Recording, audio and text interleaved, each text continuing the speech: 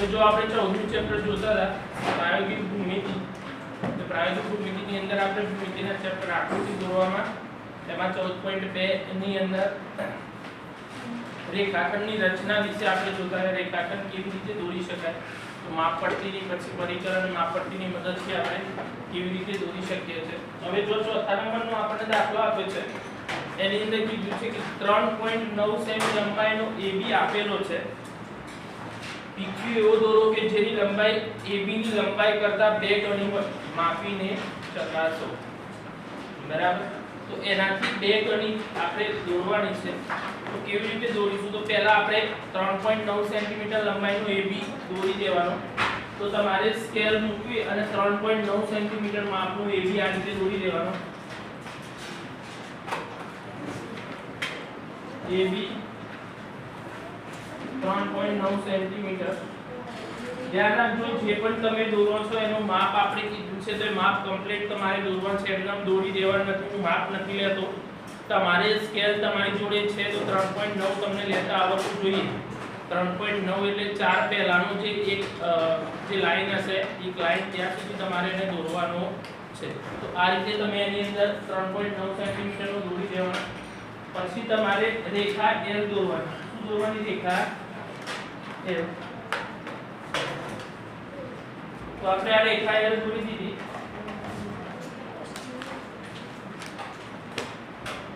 હવે આપણને શું કીધું છે? PQ એવો દરજો કે જેની લંબાઈ AB કરતા 2 ગણી હોય, તો અહીંયા આપણે P લખી દઈએ। હવે પરિકરનો અણીવાળો છેડો ક્યાં મૂકવાનો? A ઉપર મૂકવાનો, અને પેન્સિલ વાળો છેડો ક્યાં મૂકવાનો? B ઉપર।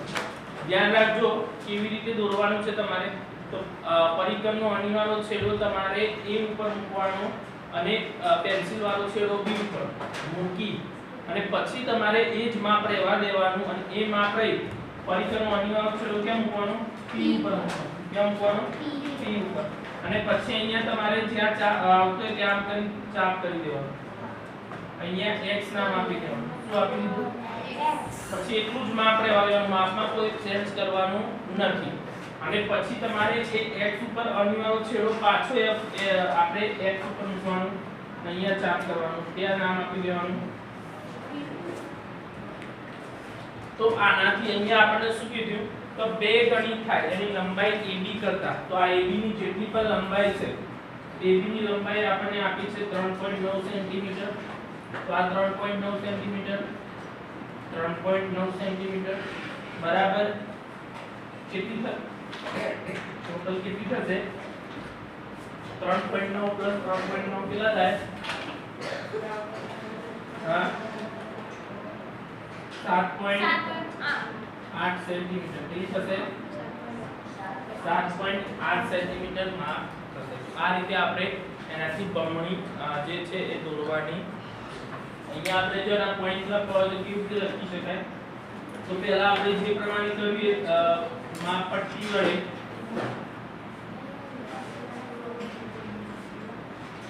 .9 સેન્ટીમીટર નો રેખાખંડ AB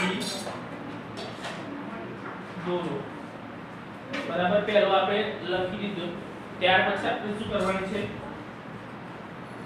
રેખા L દોરો અને તેના પર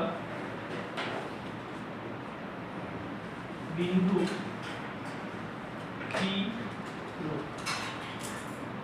ત્રીજો પોઈન્ટ કે પરિકર અને પરિકરની મદદથી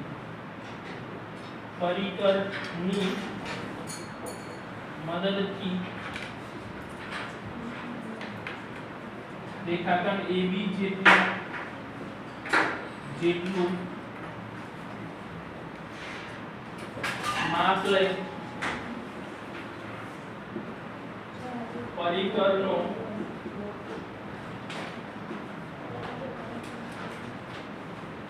અણીવાળો છેડો P પર મૂકી રેખા L પર ચાપ દોરો અને તેને x ના આપણે જે પોઈન્ટ લખીએ છે પોઈન્ટ શું કરીએ છે જે પ્રમાણે દોરીએ છે એ પ્રમાણે બીજું નવું કંઈ લખતા નથી. અહીંયા આપણે જે પોઈન્ટ લખ્યા છે જો માપપટ્ટી વડે 3.9 સેન્ટીમીટર નો આપણે દોરી દીધો તો ત્યાં પછી આપણે રેખા L દોરો એ કોઈ માપ લેવાનું છે ને તમારે એનું માપ એ રીતે ટૂંકમાં મોટી દોરવાની. કેવી મોટી આપણે દોરવાની 7.8 કરતા મોટી આવે એવી આશરે તમે 9 સેન્ટીમીટર ની દોરી દો 10 સેન્ટીમીટર ની દોરો ગમે તેટલી મોટી દોરવાનો વાંધો નથી. પછી તમારે જોવાનું કે માપપટ્ટી વડે 3.8 આપણે દોરી દીધી પછી રેખા L આ રેખા L આપણે દોરી દીધી છે ત્યાં. હવે L દોરો અને તેના પર બિંદુ P તો અહીંયા આપણે P લીધું. પછી શું લીધું પરિકરની મદદથી AB જેટલું માપ લઈ પરિકરનો અણીવાળો છેડો P પર મૂકી રેખા L પર ચાપ દોરો અને તેને x નામ આપો. તો આપણે અહીંયા x નામ આપી દીધું. હવે ફરીવાર પાછું જો તેટલું જ માપ લઈ તેટલું જ એટલે શું આગળ જેટલું હતું એ જ માપ લેવાનું એમાં બદલવાનું છે નહીં. તેટલું જ માપ લઈ પરિકરનો અણીવાળો છેડો x પર મૂકી રેખા L પર ચાપ દોરો અને તેને શું નામ આપવાનું છે q નામ આપો. આમ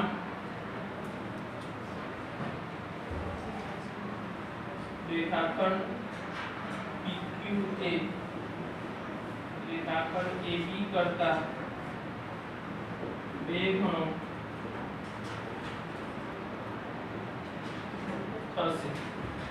તો જો PQ બરાબર PX પ્લસ XQ તો PX કેટલો છે 3.9 પ્લસ 3.9 બરાબર કેટલા થશે 7.8 સેન્ટીમીટર.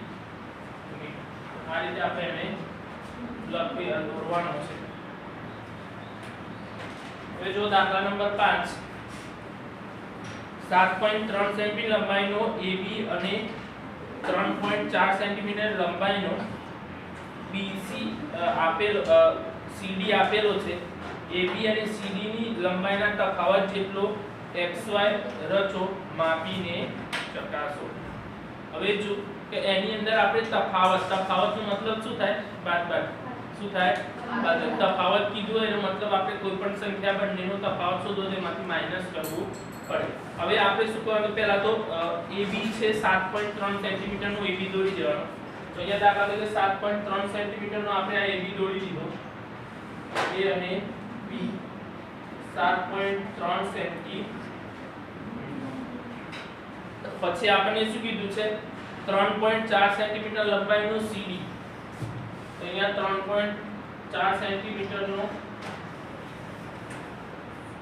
CD 3.4 સેન્ટીમીટર તો આપણે એને દોરી દીધું.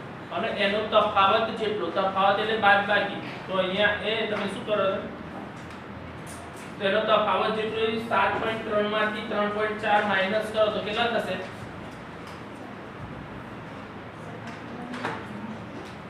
બોલો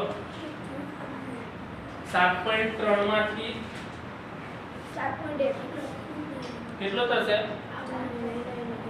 અહીંયા આપણને જે આપ્યું છે 3 તો બાદબાકી તો આવડે છે ને તમને 7.3 માંથી 3.4 માઈનસ કરવાનો છે 4.8 તો કેટલો થશે 4. બોલો બાદબાકી કરો ચલો ફટાફટ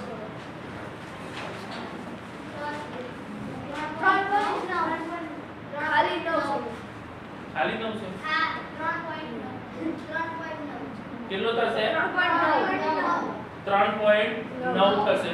હવે 3.9 નો આપણે શું કરવાનું છે xy દોરવાનું તેનો તફાવત જેટલો xy દોરો. તો તમારે 3.9 સેન્ટીમીટર માપ લેવાનું અને અહીંયા આપણે xy દોરી x અને y 3.9 સેન્ટીમીટર અહીંયા પોઈન્ટ આપણે લખવા હોય તો પોઈન્ટ લખી દઈએ તો જે પોઈન્ટ છે આ પ્રમાણે જો લખીએ આપણે માપપટ્ટી વડે 7.3 સેન્ટીમીટર નો રેખાખંડ AB અને 3.4 સેન્ટીમીટર નો રેખાખંડ CD દોરો. પછી જો અહીંયા નીચે લખવાનું રેખાખંડ AB અને રેખાખંડ CD નો તફાવત કેટલો થાય છે 3.9 થાય છે. તો 3.9 સેન્ટીમીટર નો રેખાખંડ દોરવાનું છે XY. તો આપણે એનો XY દોરી દીધો જે માપ આપણને આપેલું તે પ્રમાણે. અહીંયા આપણે તફાવત કીધો છે આપણને એટલે આપણે અહીંયા લખીશું XY બરાબર કેટલો આવશે AB માઈનસ CD. AB કેટલો છે 7.3 માઈનસ 3. બરાબર કેટલો થશે 3.9 સેન્ટી. હા XY બરાબર 3.9 સેન્ટીમીટર.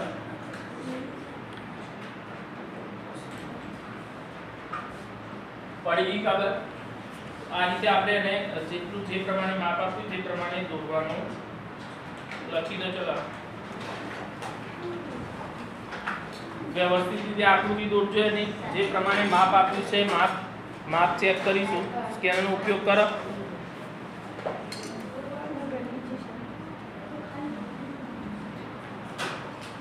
સ્કેલનો ઉપયોગ કરીને દોરજો.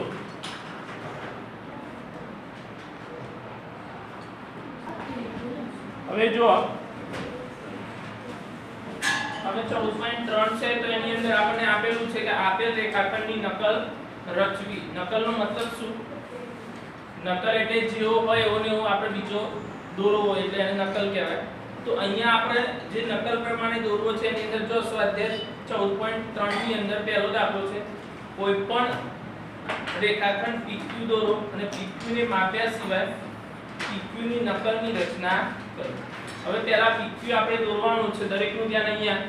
તો PQ નું કોઈ માપ લેવાનું છે અને આપણી ઈચ્છા હોય પ્રમાણે અહીંયા PQ દોરી દઈએ દાખલા નંબર 1 ની અંદર. તો આ PQ દોર્યો મેં P અને Q. એનું કોઈ માપ લીધેલું છે નથી. હવે માપ નથી લીધું પછી આપણે શું કરવાનું છે? અહીંયા એક રેખા દોરવાની છે L. એના ઉપર આપણે PQ ની નકલ અહીંયા આપણે A લખવાનું છે. હવે પરિકરનો અણીવાળો છેડો ક્યાં મૂકવાનો? P ઉપર. એટલે પેન્સિલ વાળો છેડો Q ઉપર મૂકવાનો. પછી જેટલું માપ આવ્યું હોય એ માપ લઈ પછી પરિકરનો અણીવાળો છેડો ક્યાં મૂકવાનો? A ઉપર મૂકવાનો. અને પછી અહીંયા ચાપ કરવાનો. દાખલા તરીકે ચાપ અહીંયા આવે છે.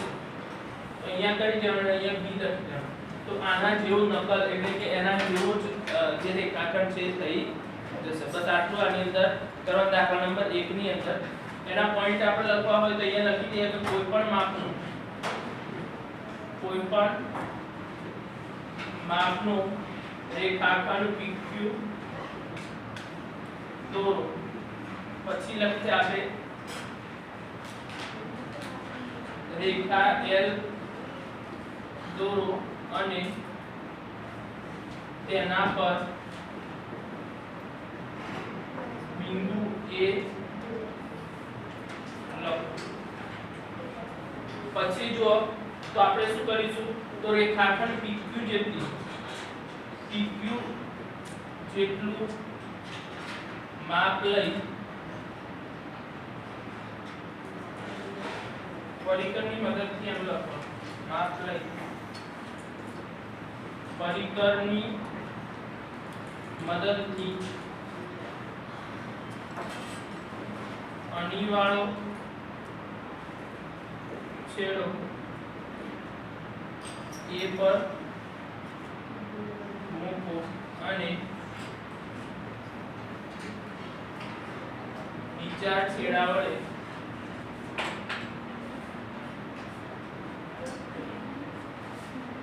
બીજો છેડો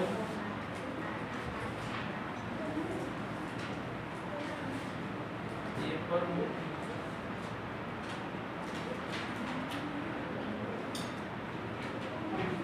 રેખા L પર ચાપ દોરો અને તેને શું નામ આપવાનું છે B ના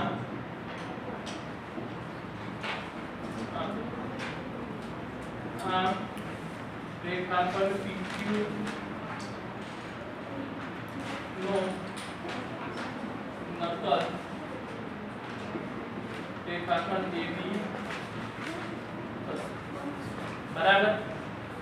આ રીતે તમારે એને દોરવાનું છે. બીજા નંબરનો જે છે કોઈ રેખાખંડ AB દોરો તો આપણે જો કોઈ રેખાખંડ AB દોરી દીધો આમાં કોઈ માપ લેવાનું છે આમાં પર માપ નથી લેવાનું તો આપણે AB દોરી દીધો પછી આપણે રેખા L નીચે દોરી દીધી આપણને શું કીધું છે AB થી બમણું કીધો એ લંબાઈ કરતા જો તમે જાણતા નથી તેની લંબાઈ AB ની લંબાઈ કરતા બમણી હોય બમણીનો મતલબ શું બે ગણી કેવી હોય બે ગણી. હવે ફરીવાર એ જ વસ્તુ AB ઉપર અણીવાળો છેડો મૂકી A ઉપર અણીવાળો છેડો મૂકી દેવાનો અને B ઉપર પેન્સિલ વાળો છેડો પછી અહીંયા P ઉપર મૂકીને અહીંયા કરીએ X ઉપર આવશે પછી X ઉપર અહીંયા મૂકી અહીંયા કરશો એટલે Q આવશે. સેમ ટુ સેમ આના જેવું જ કરો પણ આમાં માપ લેવાનું તમારે જેટલું માપ લેવું હોય એ પ્રમાણે માપ લેવાનું પણ ધ્યાન રાખજો અહીંયા જેટલું માપ લીધું છે એનાથી અહીંયા આ માપ અને આ માપ સરખું થશે એટલે પણ બેનાથી બે ગણું થશે.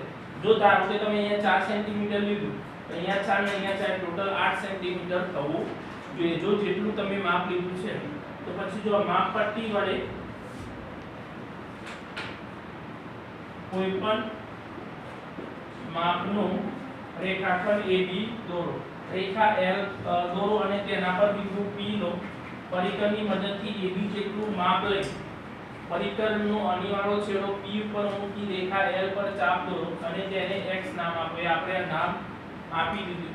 એટલું જ માપ લઈ પરિકરનો અણીવાળો છેડો X પર મૂકી રેખા L પર ચાપ દોરો તેને Q નામ આપો. તો એ પણ આપણે આપી દીધું. આમ PQ એ AB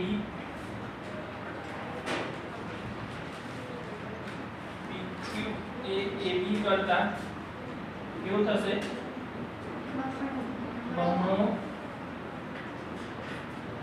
પડી ખબર. તો આ રીતે આપણને જે માપ આપ્યું તે પ્રમાણે માપ લીધું આપણે અને એ રીતે બીજા નંબરનો દાખલો છે ધ્યાન રાખજો 14.3 નો પહેલો નંબરનો બીજા નંબરનો દાખલો પહેલા નંબરનો મેં અહીંયા કર્યો એ પ્રમાણે બીજા નંબરનો આ રીતે કરવાનો છે. લખી દો ચલો વ્યવસ્થિત રીતે લખજો આખું કેમ પછી લખજો એમ.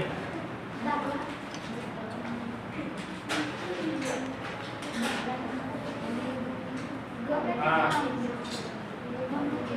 ગમે તેટલું માપ બોલે તો કરો.